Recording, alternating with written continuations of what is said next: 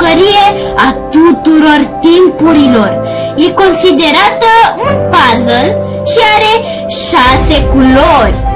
Poartă numele inventatorului ei, care a avut nevoie de mai bine de o lună să găsească rezolvarea propriei provocări.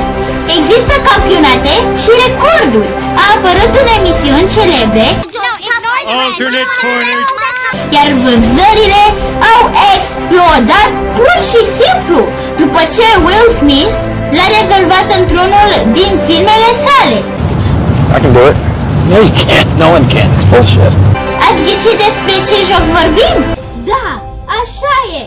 Cubul Rubik! Sunt Raluca și azi vom afla împreună secretele acestui joc care a făcut și încă face furori în întreaga lume.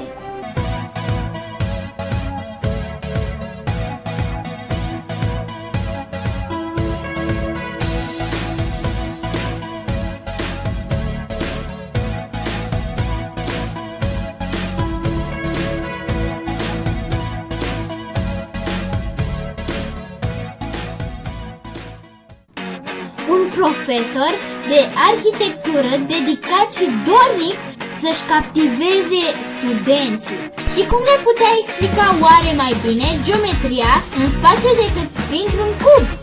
Și nu orice cub, ci unul magic, care se rotește pe toate părțile, fără să se rupă, așa cum nimeni nu-și imagina că ar putea exista.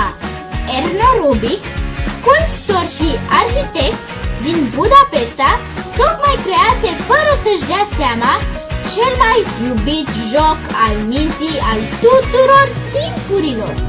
Se întâmpla în 1974. Profesorul le arăta elevilor lui o invenție proprie care avea să-i facă să înțeleagă mai bine mișcarea corpurilor în spațiu. Un cub format din alte cuburi mai mici, cu câte o culoare pe fiecare dintre cele 6 fețe. Cu ajutorul unui mecanism, fiecare față a cubului putea fi rotită.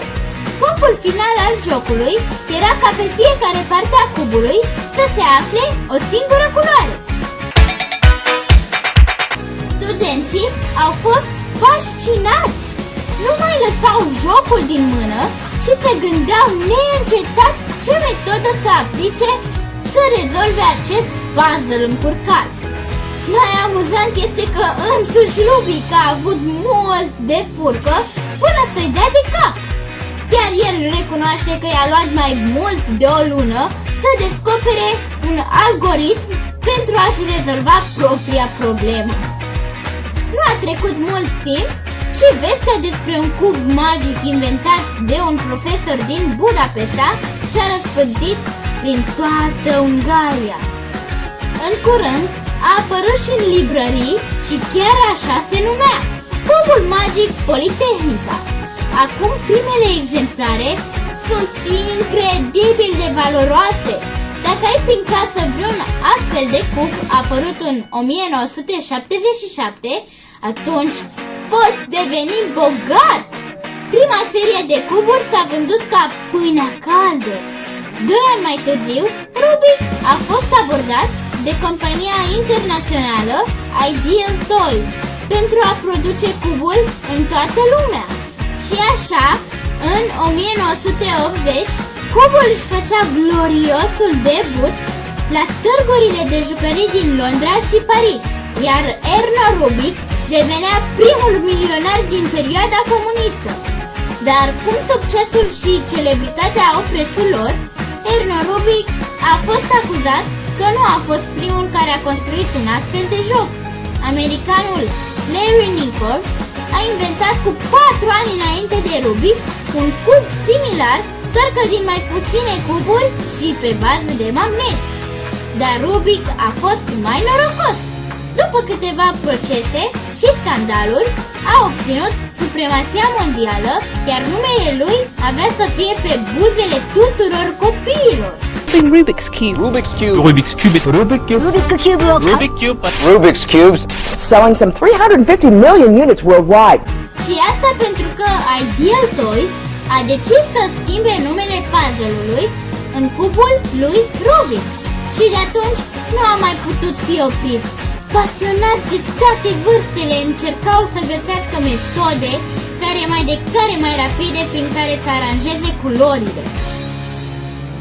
Un copil de doar 12 ani din Anglia a scris o cărticică numită Și tu poți face cubul, prin care prezenta publicului soluții de rezolvare.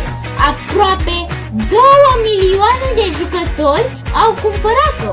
În primele săptămâni după publicare au apărut concursuri și campionate mondiale, din ce în ce mai multe datorită numărului mare de concurenți. La prima competiție internațională, câștigătorul a reușit să rezolve puzzle-ul în 38 de secunde. Și, ca să vă faceți o idee cât de mult a evoluat tehnica jucătorilor, ultimul record mondial este de doar 4 secunde și jumătate!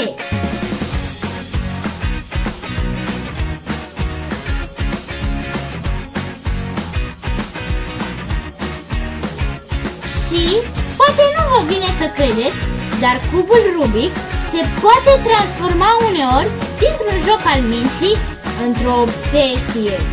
Nu sunt deloc puțini cei care au devenit cubaholici și urmează diferite programe de recuperare. În 1995, o firmă de bijuterii creează cel mai valoros exemplar din lume.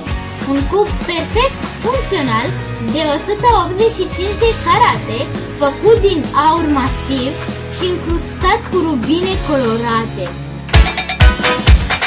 Cubul devine o jucărie nelipsită din casele oamenilor de pretutindeni, vedetă în emisiuni și filme. Then I guess my work here is done. Oh, but as a parting gift,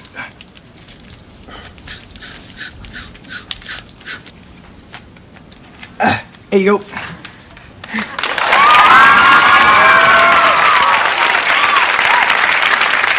How did you do that? I've been working on this thing for months. Yeah, well, take care, buddy. Wait a minute. Finger on the yellow side and your other finger on the orange side and turn it. My main finger?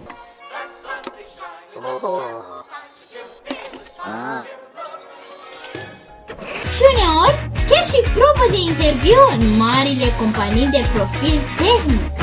Cam în felul acesta a reușit și Will Smith, într-unul din filmele sale, să-și găsească jobul de vis.